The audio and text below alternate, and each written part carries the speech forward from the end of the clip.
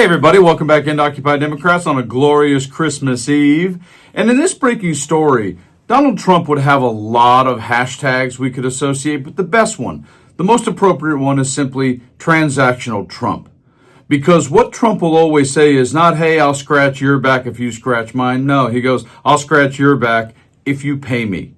And that's fine for a private citizen, but the problem when you're POTUS in a supposed democratic society is, well, not so much. And in this breaking story, you may not realize nor believe how severe the lobbying for Trump cash really is. And when I say Trump cash, I mean what you put in his pocket. And if you'd like to see him not get any more cash from the government, subscribe to the channel. So in this breaking story, let's realize Trump can't even answer a question about his relationship with God because that isn't transactional. Check this out. What's your relationship with God like, and how do you pray? I do very well with the evangelicals. I love the evangelicals. And I have more people saying they pray for me, and they are so committed, and they're so believing. They say, sir, you're going to be okay. I pray for you every night. What does a voting bloc have to do with that question?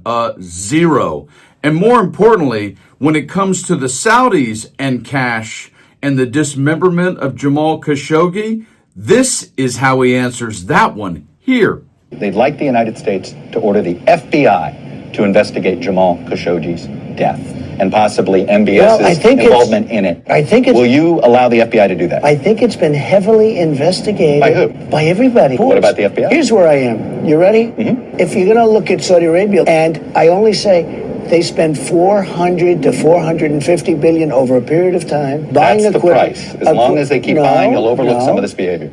And the most recent glaring cash for Trump transaction is in his pardon of a China criminal, this guy. Last month, President Trump granted a pardon to a billionaire felon after the felon's company enriched a Trump family business. The pardon went to Changpeng Zhao, a Chinese-born businessman who was accused by the Justice Department of causing, quote, significant harm to U.S. national security. Our reporting shows that Zhao's company supported a Trump family firm at critical moments leading up to the president's pardon. And when it's all said and done, the reason why the hashtag Transactional Trump is the most glaringly obvious is what he said when he finished this interview. If they don't do business with us, you know what they do? They'll do business with the Russians or with the Chinese. Chuck? Yeah.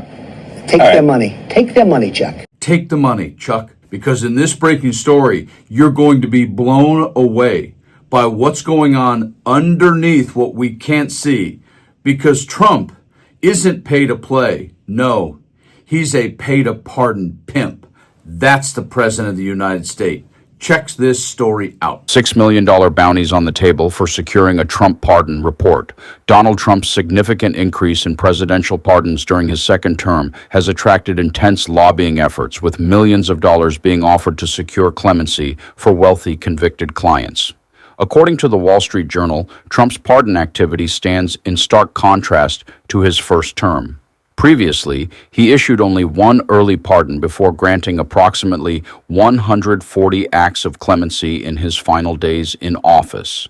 Less than 1 year into his second term, Trump has already issued pardons to over 1,500 individuals on his first day and subsequently pardoned 87 additional people and corporations. The explosion in pardon activity has created what the Journal describes as a pardon shopping industry, with lobbyists charging standard rates of $1 million for their services. The report notes that pardon seekers have offered lobbyists success fees as high as $6 million upon securing a pardon. A lobbying firm operated by former Trump bodyguard Keith Schiller and former Trump Organization executive George Sorial received $1 million in the first quarter to lobby for a developer convicted of bribing former Senator Robert Menendez, DNJ, with hundreds of thousands of dollars in cash and gold bars. Attorneys representing imprisoned hip-hop executive Sean Diddy Combs have reportedly sought out individuals close to Trump to request presidential intervention. One pardon has raised concerns among Trump advisors about potential legal consequences. The pardon of Changpeng Zhao, founder of cryptocurrency exchange Binance, drew scrutiny after lobbyists were paid approximately $800,000 before the pardon was granted.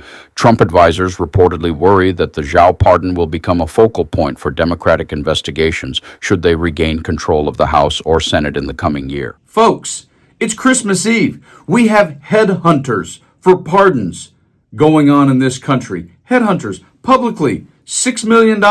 This is what happens when you put someone who has the history of Trump in charge of the biggest purse string and the largest power on this particular planet.